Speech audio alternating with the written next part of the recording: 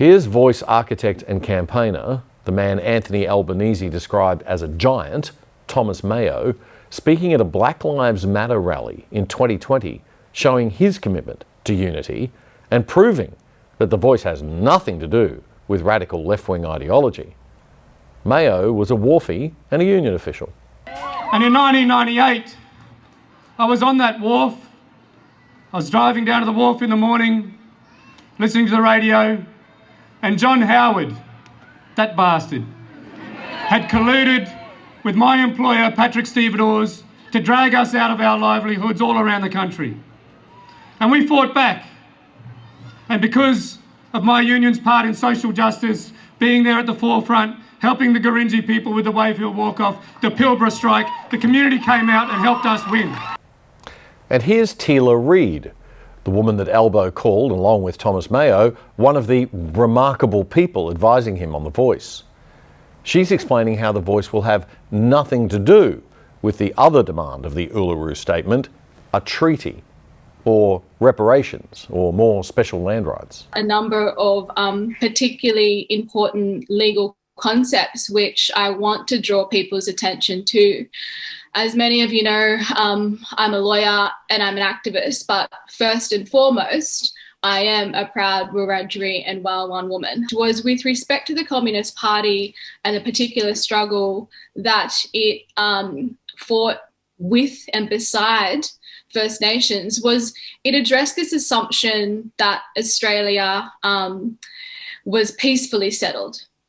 And I think if we continue to speak around this issue, settlement of Australia, we know that that's an assumption legally and politically that is dishonest. And I think the crux of our struggle, in particular from a First Nations perspective, has been to shift the narrative around that. And we have witnessed that narrative explode often every January 26th.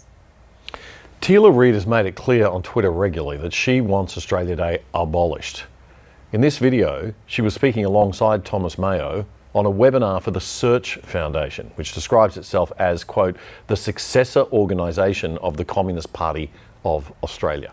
As a lawyer, recently some people brought to my attention the importance of lawyers within the Communist Party.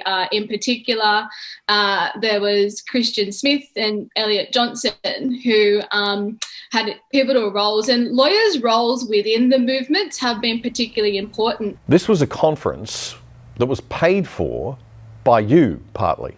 Search Foundation co-hosted this with the New South Wales State Library. It was a one-day series of 6 one-hour online forums to commemorate the centenary of the founding of the Communist Party of Australia in October 1920. How nice. And did Teela mention that she's a lawyer? As a lawyer now, I think, I'm considered radical, and I don't see myself as someone who's radical, but I've spoken to many law students recently down south from Monash at my old university, the UNSW. And one of the things that concerns me is the conservatism of our profession. The legal profession in Australia is far from conservative, especially on the academic front. But anyway, the great gaslight of our times is Aboriginal Affairs Minister Linda Burney saying, we who oppose The Voice are inspiring hate and division. What a joke. We simply can't continue to have 3 flags in this country. We can only have one. We have to decide whether we're a socialist communist country or a liberal free market one. We can't actually be both, and there's no middle ground on that. It's one or the other. And we must not establish 2 nations in this land through any kind of treaty or special parliamentary bodies enshrined in our constitution.